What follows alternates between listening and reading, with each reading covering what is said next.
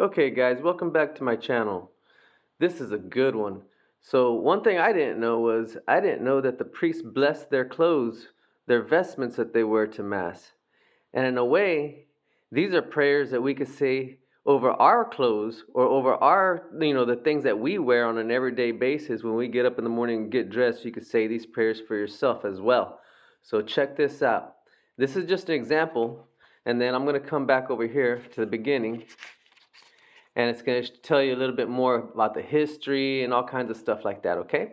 So basically, uh, everything that they wear, they bless. And if you look here, this one article of clothing, it's called, I don't know if you can see the picture there, it's called the amice, right? And it says, make up and present use, a piece of linen about the size of a small shawl. You see the little white shawl around him right there? It says, priest touches it to his head, drops it over his shoulders, tucks it around the neck, and ties it around the waist. History of former use. A covering or hood for a head out of doors. Indoors, it was lowered over shoulders. Okay? I don't know if you can read that along with me. It's kind of small print. And then it says the relationship to Christ recalls cloth when he was blindfolded, mocked, and asked who struck him. See, so everything that they wear, it has a relationship to Jesus, right? As a remembrance, because what they're doing is they're remembering Jesus as they get dressed, right? And it says the meaning for us, a symbol of our helmet of salvation, touched to the head to protect us against idle or evil thoughts at Mass. Ooh, that's a good one, right? Tucked around neck to restrain use of tongue before and after Mass. Ooh, another good one, right? Because we all have to be careful with what we think and what we say, right? Only think good thoughts and say good things, and good things happen to you, okay?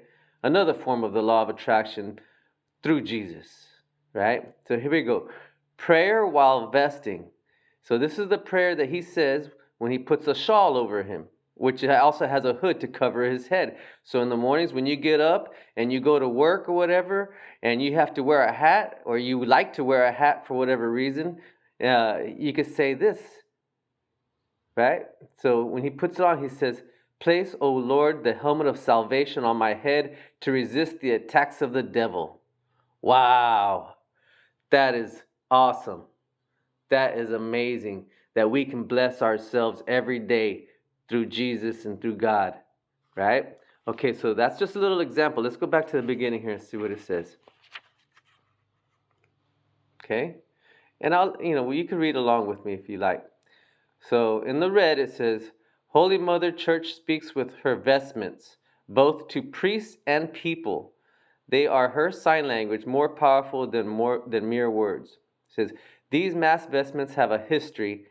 In the first centuries of Christianity, these garments, now worn by the priests, were much were much the same as those worn by laymen in their homes and on the street. That means you and me, the laymen, the regular people, right? Even back then, this is what they did, right?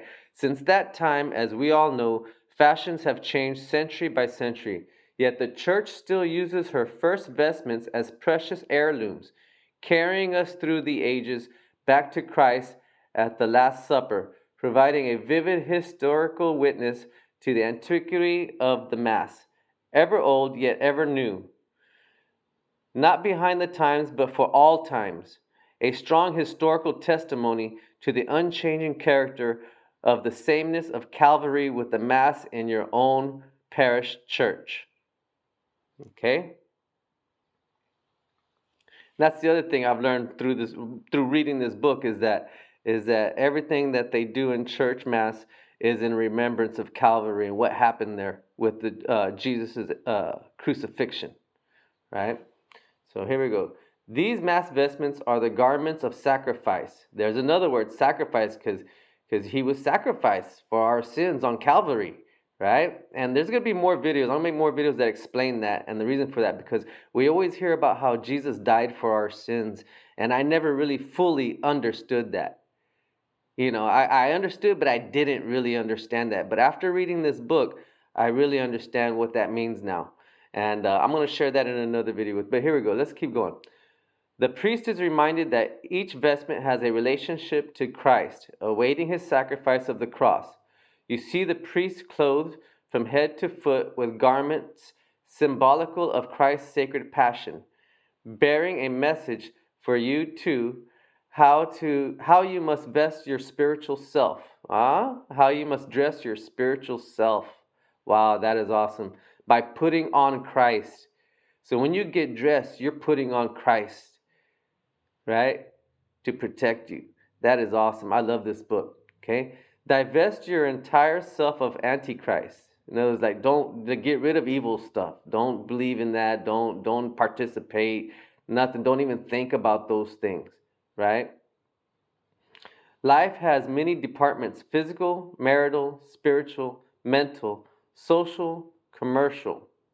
But only one principle: that you must be clothed with Christ. Sacrifice everything for that. I'm sorry if looks like I'm a little blurry here, but let's continue.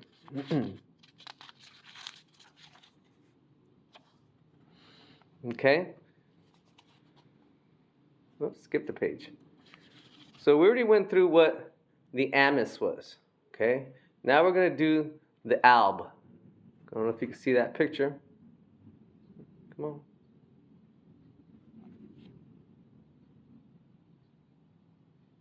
There we go. Okay. Now the alb, makeup and present use. A full flowing robe of white linen reaching to the feet, covering entire body and worn over the amice. History of former use.